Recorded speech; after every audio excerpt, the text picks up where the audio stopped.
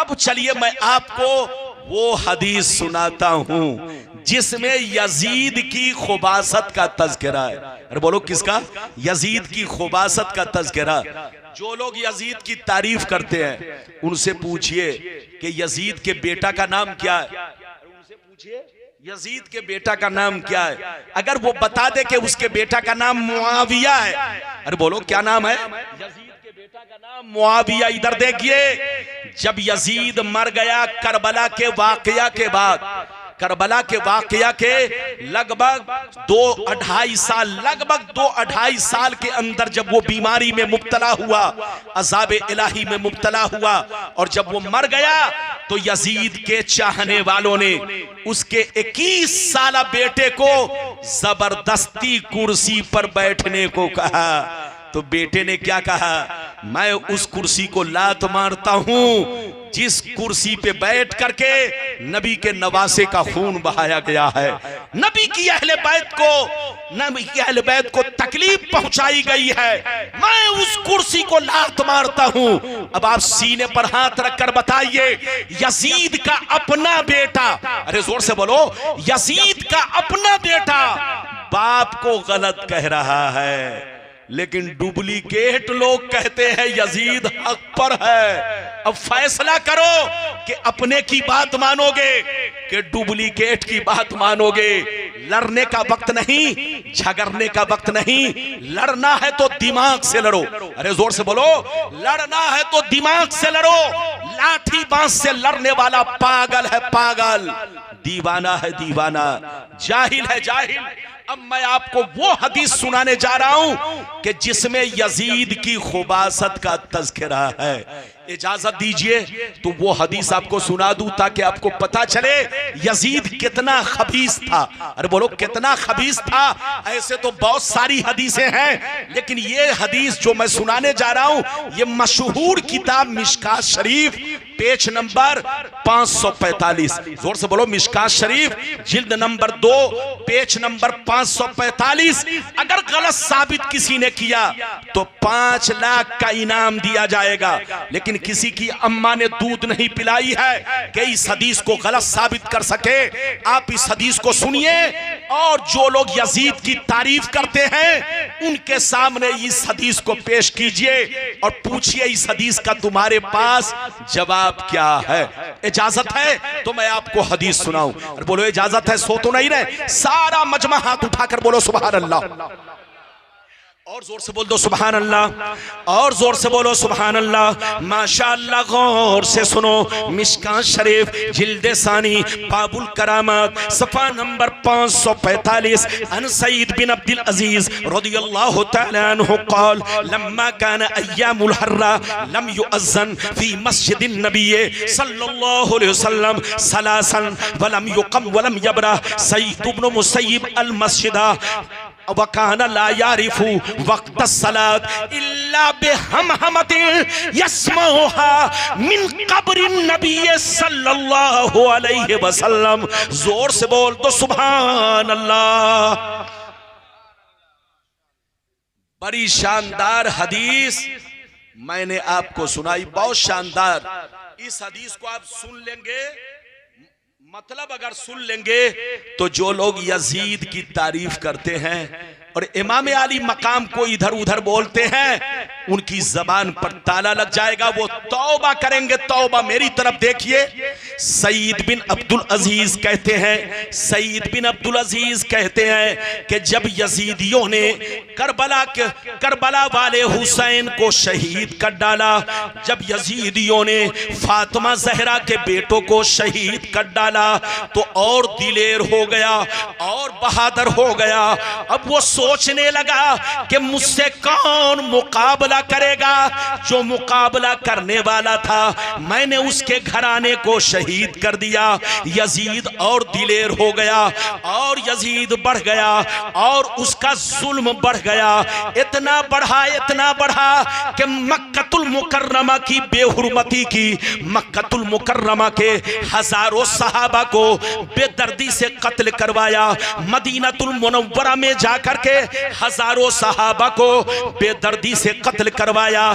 Karbala के वाकया के बाद मक्का और मदीना में वो जुल्म ढाया कि 10,000 से ज्यादा सहाबा को कत्ल करवाया। कितने सहाबा को? जोर से बोलो। 10,000 से ज्यादा सहाबा को मक्का और मदीना में करबला के वाकया के बाद कत्ल करवाया। उसके बाद क्या हुआ सुनिए। मदीने की औरतों को अपने फौजियों पर हलाल कर दिया। मदीने की औरतों को अपने फौजियों पर हलाल कर दिया। हलाल का मतलब समझ रहे हैं। अपने फौजियों से कहा कि मदीना की जिन औरतों को चाहो तुम गलत इस्तेमाल कर सकते हो। उस जालिम यजीद ने मदीना की पाक दामन औरतों की इज्जतों पर हमला करवाया। हजारों सहाबा को बेदर्दी से कत्ल करवाया। और इस हदीस में है कि 3 दिन तक मस्जिद नबवी में नमाज ना हो सकी, अजान ना हो सकी। वजह क्या थी? मस्जिद नबवी में 3 दिन तक घोड़े बंधे थे। मस्जिद नबवी में 3 दिन तक घोड़ा अपना लीद फैलाता रहा, पेशाब करता रहा, घोड़े गंदगी फैलाते रहे। 3 दिन तक मस्जिद नबवी में अजान ना हो सकी, नमाज ना हो सकी। यजीद ने वो जुल्म ढाया कि मक्का वालों पर हमला किया, मक्का के सहाबा को कत्ल किया, मदीना वालों पर हमला किया, मदीने की औरतों की इज्जतों पर हमला करवाया, मदीने के सहाबा को कत्ल करवाया। मक्का और मदीना में 10,000 से ज्यादा सहाबा को उस जालिम ने कत्ल करवाया। उसके बाद क्या हुआ? मस्जिद नबी में 3 दिन तक घोड़े बंधवाए, घोड़ों से पखाना पेशाब करवाया। अजान बंद रही, नमाज बंद रही, कर्फ्यू जैसा माहौल रहा। कोई नमाज पढ़ने नहीं गया, कोई अजान देने नहीं गया।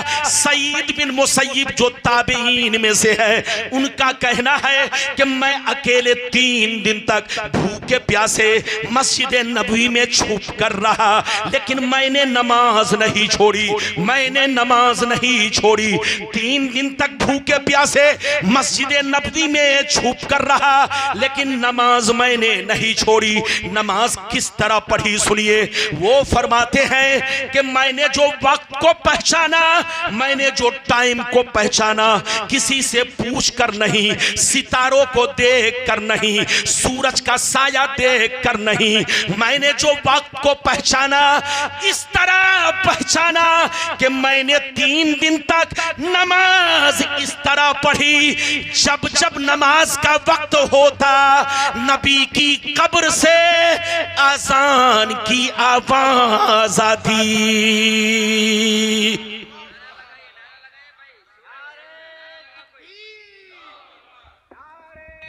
रिसालत, नारे रिसालत, मसलके आला हजरत, या हुसैन या हसन, नारे तकबीर, नारे रिसालत। ये बताइए कितने लोगों ने हदीस सुन लिया? आप अगर कुछ मतलब समझे, कुछ बाकी है तो जरा ज़हन लगाइए। इधर देखिए, मैंने जो आपको हदीस सुनाई ये किस किताब की है? जल्दी बोलो। मिशकात शरीफ, जिल्द नंबर 2, पेज नंबर जल्दी बोलिए 545। गलत साबित करने पर मुंह मांगा इनाम। इधर देखिए, यजीदियों ने वो जुल्म ढाया जैसे अभी आपने देखा। फिलिस्तीन पर हमला करने के बाद इजराइल शेर बन गया। अरे बोलो, अभी आपने देखा ना। लेकिन ईरान ने जब अपना बांस डाला तो बिल्कुल ठीक हो गया। ईरान का बांस बड़ा खतरनाक था। बड़े बड़े जालिमों के दुनिया में एक पर एक जालिम जन्म लिए, लेकिन हर जालिम के सामने कोई ना कोई बड़ा बांस लेकर तो जरूर पहुंचा है। तो ऐसे ही इधर देखिए, करबला के वाकया के बाद यजीद का जुल्म और बढ़ गया। इतना बढ़ा कि मक्कतुल मुकर्रमा के सहाबा को बेदर्दी से कत्ल करवाया, काबा पर हमला करवाया, काबा की दीवार चटक गई। तारीख की किताब पढ़िए तो पता चलागा कि पत्थरों की इतनी बारिश करवाई मक्का में कि काबा की दीवार चटक गई। इधर देखिए, हजारों सहाबा को बेदर्दी से कत्ल करवाया। जब इसके फौजी मदीना पहुंचे तो मदीना में वो जुल्म ढाया कि हजारों सहाबा को कत्ल किया, औरतों की इज्जतों पर हमला करवाया। मस्जिद नबवी में 3 दिन तक घोड़े बंधवाए, घोड़ों से पखाना पेशाब करवाया।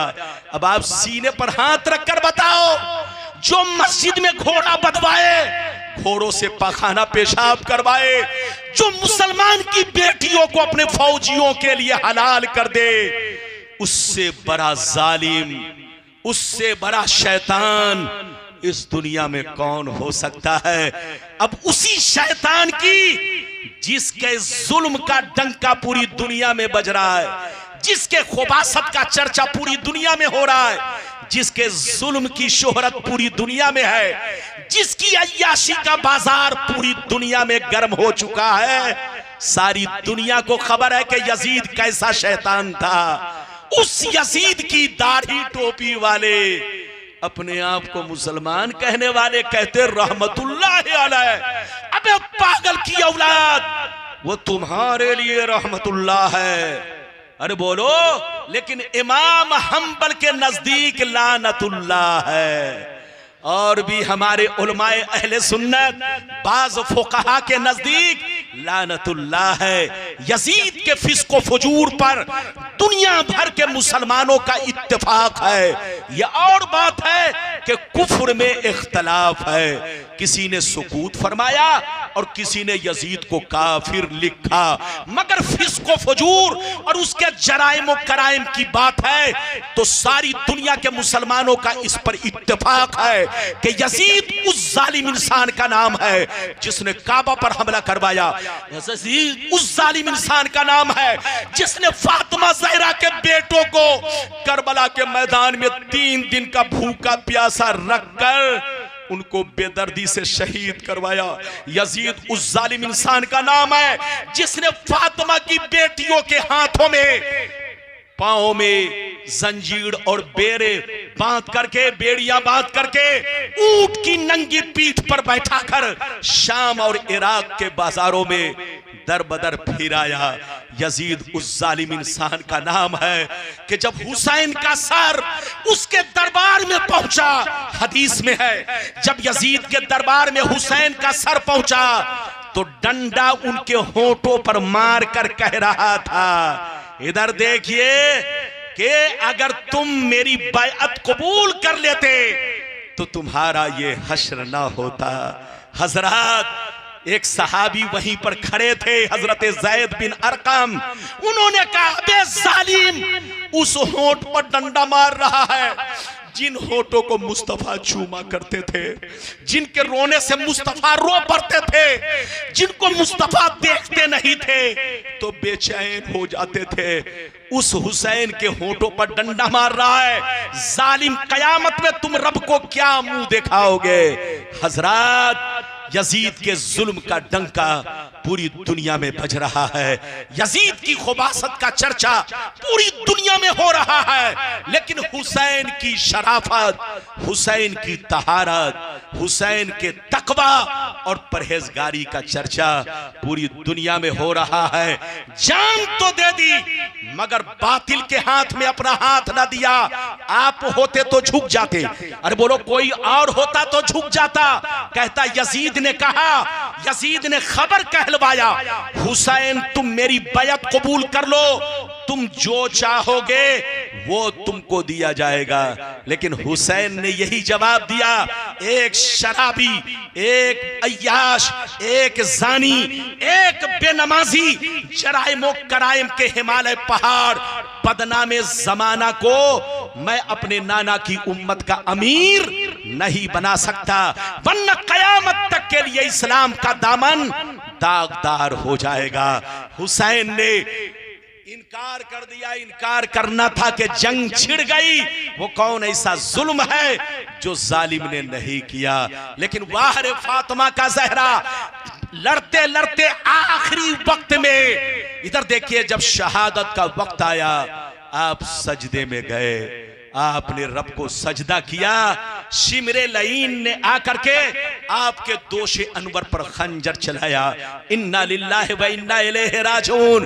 दुनिया समझ रही थी कि हुसैन कत्ल होकर मिट गए, खानदाने हुसैन मिट गए, हुसैन का नाम दुनिया से अब मिट जाएगा। लेकिन वाह, इधर देखिए जनाब, रब का कानून देखो, जालिम दुनिया से मिट जाता है लेकिन मजलूम दुनिया में बाकी रहता है, कातिल दुनिया से मिट जाता है, मकतूल दुनिया में बाकी रहता है। यजीद मिट गया, यजीद का खानदान मिट गया, यजीद की नस्लें मिट गई, लेकिन हुसैन जैसे कल जिंदा थे आज भी जिंदा है। उनकी औलाद जैसे कल दुनिया में थी आज भी दुनिया में है, और कयामत तक हुसैन की औलाद दुनिया में बाकी रहेगी। कत्ले हुसैन असल में मर्गे यजीद है, इस्लाम जिंदा होता है। हर करबला के बाद लगता है आप लोग थक गए और मैं भी थक गया। इधर देखिए, मैंने इसलिए इधर देखिए, ये साउंड बॉक्स जो रखा हुआ है, जो देख रहे हैं ना, ये इतना बड़ा, अरे बोलिए, कम से कम 3 फीट लंबा और 3 फीट चौड़ा। ये कितनी दूरी पर है? 10 हाथ की दूरी पर है, और वो भी सामने में है। अरे बोलिए, सामने में है। तो अब आप फैसला करें। इतने करीब से माइक बहुत अच्छा है, माइक में कोई गड़बड़ी नहीं है, लेकिन ये साउंड बॉक्स जो सामने इतने करीब में है, अगर ये थोड़ा सा उस गुमती के पास या जहां पर जनाब बैठे हुए बिल्कुल लास्ट में, अगर वहां पर ये साउंड बॉक्स होता तो बड़ी अच्छी आवाज आपको मिलती और बोलने वाले को ज्यादा ताकत भी नहीं लगती। चूंकि ये डीजे है, बहुत करीब से अगर आप मुझको आवाज देंगे तो ये फेफड़ा फाड़ने वाली चीज है, लेकिन फिर भी आप बर्दाश्त कर रहे हैं। बर्दाश्त कीजिए, मैं भी बर्दाश्त कर चुका हूं। इजाजत दीजिए तो मैं अब आपको बस एक कहिए तो यहीं पर रोक दूं और वो हदीस सुना दूं। देखिए, आपकी मर्जी पर है।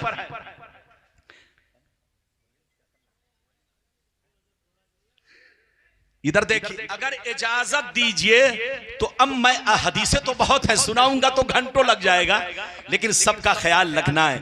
मैं आपको वो हदीस सुनाना चाहता हूं कि इजराइल और फिलिस्तीन के जंग की हकीकत क्या है।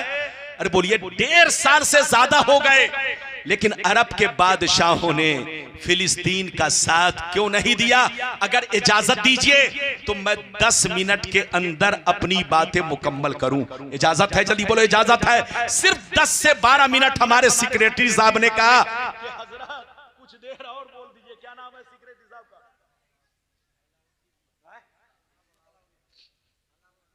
जनाब अलाउद्दीन साहब, ये जलसे के सेक्रेटरी साहब हैं माशाअल्लाह। यहाँ हो गए माशाअल्लाह, जलसे के सेक्रेटरी, कमेटी के सेक्रेटरी, बोलिए महल्ले के सेक्रेटरी जनाब अलाउद्दीन साहब हैं। बहरहाल मैं आपके सामने 12 से 15 मिनट एक हदीस सुनाऊंगा, बस एक हदीस। हदीसें तो बहुत हैं, मैं इधर देखिए, अगर सुनाना चाहूं तो काफी वक्त लग जाएगा, लेकिन बस वो हदीस सुन लीजिए कि इजराइल और फिलिस्तीन की जंग में अरब के बादशाहों ने अब तक फिलिस्तीन का साथ क्यों नहीं दिया। अगर ध्यान से सुनेंगे तब मैं सुनाऊंगा। ये बड़ी कीमती हदीस है। अरे बोलिए, ये बड़ी कीमती हदीस है। अगर ध्यान से सुनेंगे तब सुनाऊंगा, वरना मैं खत्म कर दूंगा तकरीर। इजाजत है? अगर ध्यान से सुनेंगे तो सारा मजमा हाथ उठाकर बोलो सुभान अल्लाह। चाय को अभी 2 मिनट के लिए रोक दीजिए मेरी तकरीर के वक्त। ये बड़ी कीमती हदीस, इधर देखिए जनाब सेक्रेटरी साहब अलाउद्दीन भाई, बड़ी कीमती हदीस है ये हदीस। इधर देखिए, कसम खुदा अगर आप सुन लेंगे तो आप दंग रह जाएंगे, दंग। इधर देखिए, और आपके होश उड़ जाएंगे और आप तौबा करेंगे, तौबा, अल्लाह से माफी मांगेंगे, माफी। इजाजत है तो मैं आपको हदीस सुनाऊं, लेकिन ऐसे नहीं सुनाऊंगा। सारा मजमा इस हदीस को सुन लो। अगर इजाजत है तो हाथ उठाकर बोलो सुभान अल्लाह। और जोर से बोल दो सुभान अल्लाह, और जोर से बोलो सुभान अल्लाह। माशाअल्लाह, गौर से सुन लो। मिशकात शरीफ, जोर से बोलो मिशकात शरीफ, जिल्दे अव्वल, किताबुल ईमान, सफा नंबर 30 की हदीस सुनो। किताबुल ईमान सफा नंबर 30 की हदीस सुनो।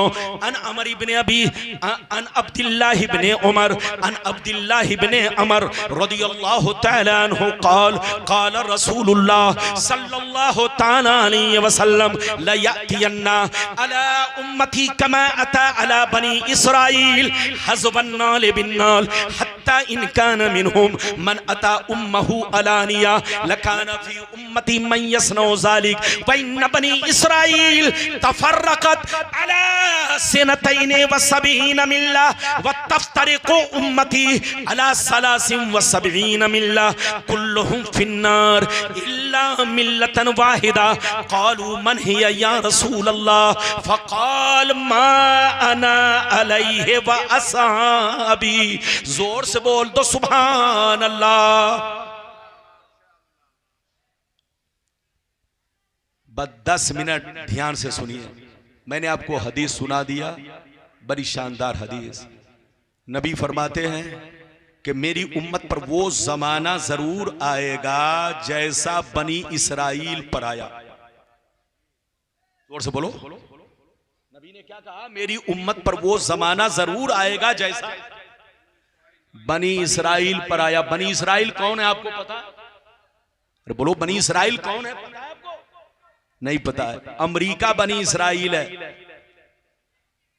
इजराइल बनी इसराइल है। जितने ईसाई हैं सब कौमें बनी इसराइल है, सब बनी इसराइल से है। जितने यहूदी हैं सब बनी इसराइल से हैं। और नबी ने क्या कहा सुनिए। 1400 बरस पहले नबी ने फरमाया कि मेरी उम्मत पर वो जमाना जरूर आएगा जैसा बनी इसराइल पर आया। जो हाल बनी इसराइल का हुआ वही हाल मेरी उम्मत का होगा। जो काम बनी इसराइल ने किया वही काम मेरी उम्मत के लोग करेंगे। अगर उसमें किसी छोकरे ने मां के साथ बदफेली की होगी तो मेरी उम्मत में भी कुछ छोकरे होंगे जो उसी बनी इसराइल के रास्ते पर चलेंगे। आगे सुनिए, नबी फरमाते हैं वो लोग 72 फिरकों में बट गए और मेरी उम्मत के लोग उनसे दोस्ती की वजह से 73 में बढ़ जाएंगे। एक जन्नती 72 जहन्नमी। ये 72 जहन्नम में इसलिए जाएंगे कि अपने आप को तो कहेंगे कि हम मुसलमान हैं, नाम रखेंगे अब्दुल्ला, नाम रखेंगे मोहम्मद, नाम रखेंगे बोलो अब्दुल गफ्फार, नाम रखेंगे सुहैल, नाम रखेंगे सलमान, लेकिन अंदर से सब यहूदी होंगे। सब उसी बनी इसराइल के 72 फिरकों से जुड़े होंगे। उनका कनेक्शन उन्हीं बनी इसराइल के 72 फिरकों से होगा। और एक फिरका जन्नती। सहाबा ने अर्ज किया कौन सा फिरका? तो नबी ने फरमाया वो फिरका जन्नती है कि लाख आंधियां चले, लाख तूफान आए, लाख जमाना रंग बदले, लेकिन एक फिरका हमेशा मेरे रास्ते पर, सहाबी के रास्ते पर कायम रहेगा। आप इस हदीस को सुन चुके। अब मैं आप लोगों से पूछना चाहता हूं, इधर देखिए, मेरी तरफ देखिए। आपने नबी की हदीस सुनी। नबी ने क्या कहा कि मेरी उम्मत पर वो जमाना जरूर आएगा जैसा बनी इसराइल पर आया। बनी इसराइल ये अमेरिका, जितने ईसाई, जितने यहूदी हैं, ये सब बनी इसराइल से हैं। और नबी ने फरमाया कि मेरी उम्मत पर वो जमाना जरूर आएगा जैसा बनी इसराइल पर आया। जो हाल उनका हुआ वही हाल मेरी उम्मत का होगा। जो जो काम उन लोगों ने किया वो काम मेरी उम्मत के लोग करेंगे। यहां तक के मन अता उम्महु अलानिया, अगर वो अपनी मां के साथ खुल्लम खुल्ला बदफेली करेंगे तो मेरी उम्मत में भी कुछ कमीने होंगे जो उसी के रास्ते पर चलेंगे। वो लोग 72 फिरकों में बट गए। लेकिन मेरी उम्मत उनसे दोस्ती करके 73 में बटेगी। एक जन्नती 72 जहन्नमी। ये 72 जहन्नम में इसलिए जाएंगे कि नाम तो मुसलमान का होगा मगर दिल यहूदी का होगा, दिमाग यहूदी का होगा, नजरिया यहूदी का होगा, सोच यहूदी की होगी, अंदर से उनका किरदार और कैरेक्टर सब यहूदी की तरह होगा। जब आप इस हदीस को सुन चुके तो अब आप अरब की तरफ नजर दौड़ाइए। आज से 100 साल पीछे चलिए, अरब का माहौल अलग था। आज से 200 बरस पीछे चलिए, अरब का माहौल अलग था। जब तक तुर्कियों की हुकूमत थी, अरे जोर से बोलो, जब तक अरब में तुर्कियों की हुकूमत थी, अरब के मुसलमानों का माहौल अलग था। लेकिन आज से 250 बरस पहले यहूदियों के बहकावे में आकर के, ईसाइयों के बहकावे में आकर के, दो मशहूर घराने का नौजवान छोकरा जिसका नाम मोहम्मद बिन अब्दुल वहाब नजदी, जो वहाबियों का इमाम है, जो वहाबी फिरके का सरगना है, जो वहाबियों का इमाम है, वो यहूदियों के जाल में फंस करके तुर्कियों से बगावत करना शुरू कर दिया। अपनी फौजें तैयार की और दूसरा नौजवान आले सऊद और मोहम्मद बिन अब्दुल वहाब नजदी ने मिलकर अपनी फौजें तैयार की और यहूदियों के बहकावे में आकर के तुर्कियों से बगावत छेड़ दिया। कत्लो क़िताल करने लगे, जदलो जदाल कत्ले करने लगे। तुर्की लोग बड़े रहम दिल थे। तुर्कियों ने कहा कि खून बह रहा है तो हमारे भाई का बह रहा है, कहीं ऐसा ना हो लड़ते लड़ते हम लोग दुनिया से साफ खत्म हो जाए। ऐसा करो, तुमको कुर्सी चाहिए, मैं कुर्सी देने के लिए तैयार हूं, लेकिन आपस में खून रेजी बंद करो, सीज फायर करो, सीज फायर करो, खून रेजी बंद करो, मैं तुमको अपनी कुर्सी दे रहा हूं। तुर्कियों ने अपनी कुर्सी मोहम्मद बिन अब्दुल वहाब नजदी और आले सऊद दोनों के हवाले कर दी और आज तक इन दोनों की हुकूमत चल रही है 250 बरस से। इधर देखिए, ये सलमान वगैरह जो है ये आले सऊद है और वहां जितने मुतव्वा आपको मिलेंगे, जितने इमाम मिलेंगे, जितने मुफ्ती मिलेंगे, जितने काजी मिलेंगे, वो सब मोहम्मद बिन अब्दुल वहाब नजदी की औलाद है। तो दो लोगों की हुकूमत वहां चल रही है, दो लोगों की मिली जुली सरकार चल रही है। जब तुर्कियों ने अपनी हुकूमत इनको हवाले कर दिया, जैसे इनकी हुकूमत आई तो सुन्नियों का जितना बनाया हुआ कानून था सबको तोड़ डाला। अपना सिरे से अलग से नया कानून, नई जमात, नया मिशन, नया नजरिया, नया अकीदा उसने अहले सुन्नत वल जमात से अलग होकर के अपना नया अकीदा गढ़ा। और इधर देखिए, फिर उसने अरब का दरवाजा ऐसा खोल दिया जो दरवाजा फारूक आजम ने बंद किया था और तुर्कियों तक वो दरवाजा बंद था। एक भी यहूदी अरब में मकान नहीं बना सकता था, एक भी यहूदी अरब में कारोबार नहीं कर सकता था, एक भी यहूदी अरब में रह नहीं सकता था। लेकिन जैसे इन लोगों की हुकूमत आई, इन लोगों ने बोलो अरब का दरवाजा खोल दिया। अब यहूदी लोग अरब में आने लगे, ईसाई लोग अरब में आने लगे, बोलो बेला झिझक वो लोग कारोबार भी करने लगे, मकान भी बनाने लगे। अब 2 मिनट की बात है, ध्यान से सुनिए। जब कारोबार करने लगे, मकान बनाने लगे, तो यहूदियों के दिल में आग भड़क रही थी हुजूर के जमाने से। अरे बोलो, हुजूर के जमाने से, फारूक आजम के जमाने से इनके सीने में आग भड़क रही थी कि अरब पर कब कब्जा किया जाए, अरब पर अपनी हुकूमत कब की जाए।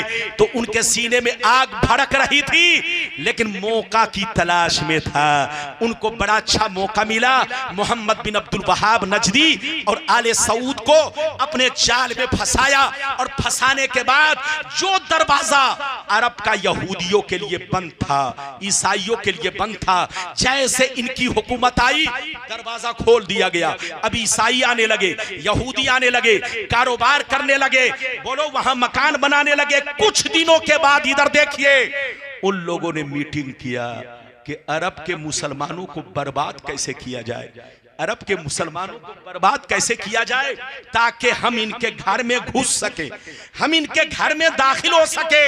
मीटिंग में यह तय हुआ कि इनसे दो काम कराया जाए, एक इनको शराबी बनाया जाए और दूसरे नंबर पर इनके सामने खूबसूरत खूबसूरत लड़कियां पेश की जाए। ये दो चीज के अगर ये दीवाने हो गए तो हम इनको बर्बाद कर डालेंगे, हम इनको जूता मारेंगे मगर दूसरा तमाशा देखेगा, हम इनको लाठी मारेंगे दूसरा हाथों में चूड़ी पहन करके देखता रहेगा, क्योंकि हम इनको अपने जाल में फंसा चुके हैं। तो यहूदियों ने यही काम शुरू किया, इन लोगों को शराबी भी बनाया और इनके सामने खूबसूरत खूबसूरत लड़कियां पेश करने लगे। अब अरब के लोग यहूदियों की बेटी से शादी करने लगे, निकाह करने लगे, ईसाइयों की बेटी से शादी करने लगे, निकाह करने लगे। अब उनके घर में अगर 4 बीवी है तो एक मुस्लिम है, 2 यहूदिया है, 1 ईसाइया है।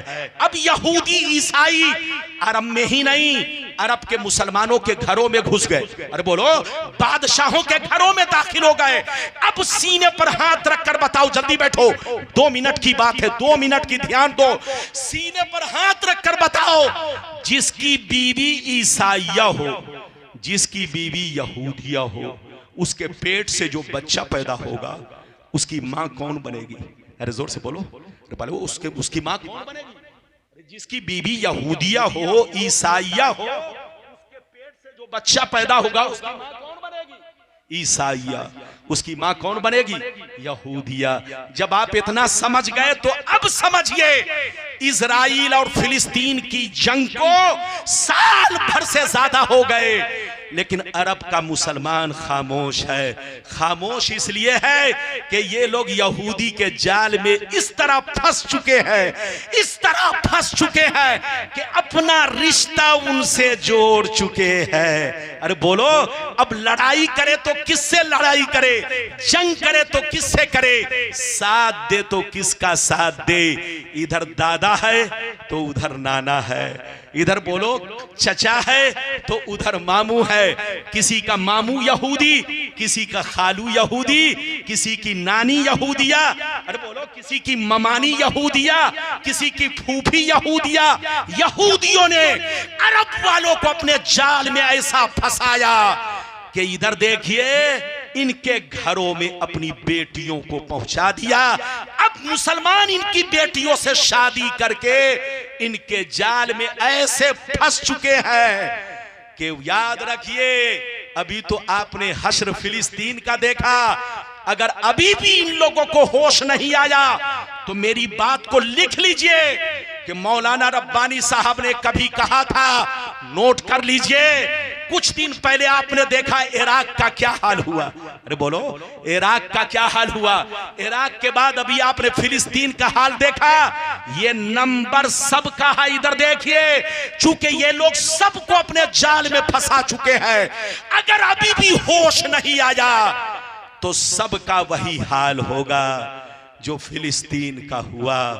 आज भी होश में आ जाए, आज भी तौबा कर ले तो अल्लाह माफ कर देगा, वरना अगर तौबा नहीं किया तो इनको बर्बादी से कोई बचा नहीं सकता।